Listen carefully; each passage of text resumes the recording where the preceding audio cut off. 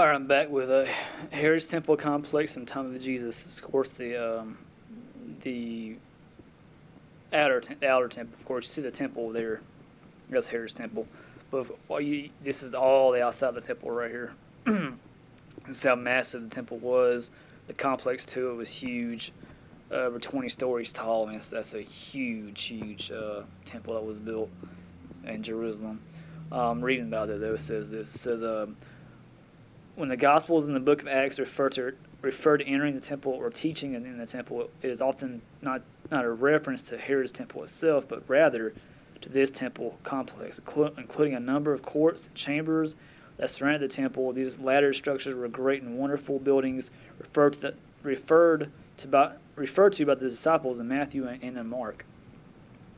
So, of course, you have Herod's temple right here. We have already seen that. You have says here the chamber of the hearth was the building which housed priests who served when their division was on duty, which is this place. You can barely see it, but that little place right there I'm pointing at, that was like their living quarters. Like whenever the priests needed a break or they needed to go to sleep or whatever, that was their living quarters right there. Right here says this: the Nicorian Gate divided the western court of the Israelites, and where Jewish men could observe temple proceedings from the eastern court of the women.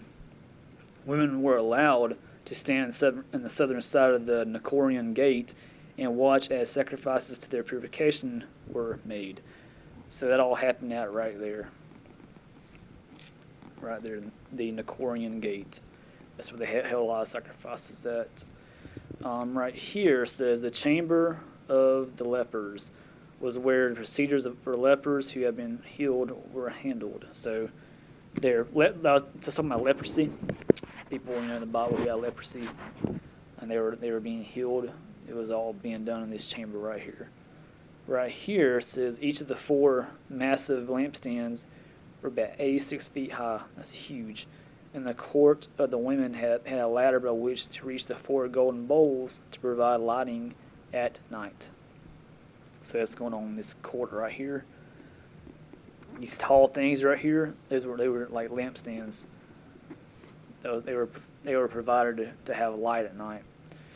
This right here says these colonnades contain 13 trumpet-shaped boxes into which people put their money in. This is called the treasury, and the chief priest did not allow Judas's blood money to be put in the treasury, which is the treasuries right here where people would like put their money in for like offerings and stuff like that. Eastern Gate, that right there.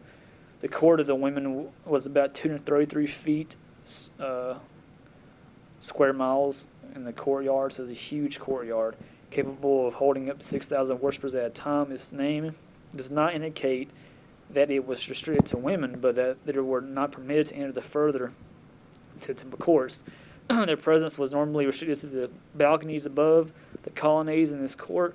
Infant Jesus was met by Simeon and Anna, the prophetess. So that was this court right there. See where you see those people right there? That's going on in that court. The chamber of the Nazarites was where a Nazarite would bring his sacrifices upon completion of this vow. And that's going on right here in this little area right there. Let's see here. The soreg, or a low lattice screen or railing, separated the temple courts from the court of Gentiles, prohibiting Gentiles or non-purified Jews from entry. Even Herod himself was unable to pass this point. Some interpreters believe that Paul alluded to this railing when he spoke of the dividing wall of hostility abolished by Christ. This is these little things right here that's talking about. The chamber of hewn stone housed the Sanhedrin Council until AD 30. This is where the Jewish Supreme Court was at. That was their where they held court. Need some drink. But anyway, this is basically this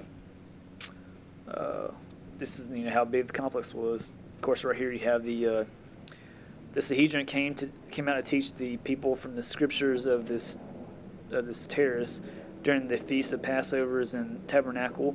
It may have been here that the 12-year-old Jesus was found by his parents sitting among the teachers, listening to them, and asking them questions as they're outside the Sanhedrin building, which is right there. Let's see here. The altar of the burnt sacrifice stood in the temple court. To the west of it stood the brass laver for priestly washings. They would bathe themselves in there to be clean before they entered the temple. And to the north, the place of ritual animal slaughter. So they would, right here is where they would do that, animal sacrifices. Herod's temple just showed you that. I think I read this. Let's see. Yeah, and all that. Yeah, so there you go. That's pretty much it. That's how huge the temple complex was. A very massive structure. If you ever go to Jerusalem, you'll see it. I mean, it's not standing there no more, but you'll see, the Wailing Wall. That was a part of the Second Temple, and Temple Mount's also still there. So that was a part of the temple as well. So anyway, that's how big the Temple Mount was. That's how big the second. Think of the word. It's the second temple. That's how big the second temple was. It was a massive structure and huge, very huge. But I'll be back later with chapter 3.